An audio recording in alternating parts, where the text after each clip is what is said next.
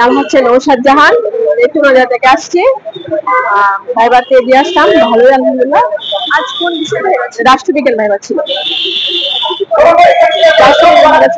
আমি 2 মিনিট রেখেছি, আমাকে 2-3 মিনিট মধ্যে এরকম আসছে। জিজ্ঞেস করছে আমি কোথায় পড়াশোনা করছি, ওটা জিজ্ঞেস করছে। আর এরিস্টটলের পুরো নাম, তারপর হচ্ছে প্লেটোর পুরো নাম, আর তারপর হচ্ছে গণতন্ত্র ও সমাজতন্ত্রের মধ্যে পার্থক্য কি, কোনটা মানে সর্বোত্তম, ওটা আপনি জিজ্ঞেস করছে।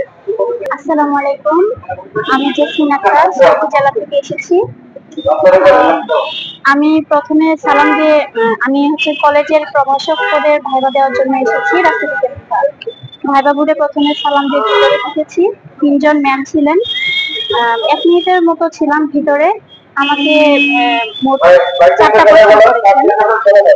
প্লেটোর আদর্শ রাষ্ট্র কি, কিভাবে প্রতিষ্ঠিত হবে, তারপর কার্ল মার্ক্সের রাষ্ট্রতত্ত্ব ব্যবস্থা কেমন, মানে রাষ্ট্রতত্ত্ব বিষয়ে বলতে বলেছে।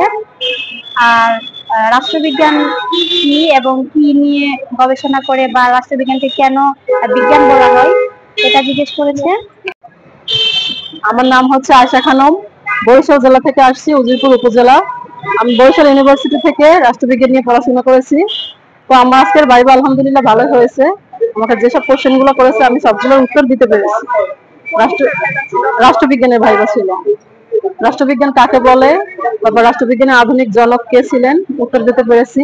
গণতন্ত্রের সংজ্ঞা বলতে বলছে, আব্রাহাম লিঙ্কনের সংজ্ঞা।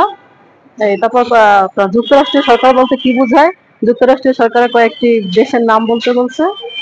তারপর আমি এই বিষয়ে যে লেকচারার হতে চাচ্ছি, এ বিষয়ে একটু কথা বলছে।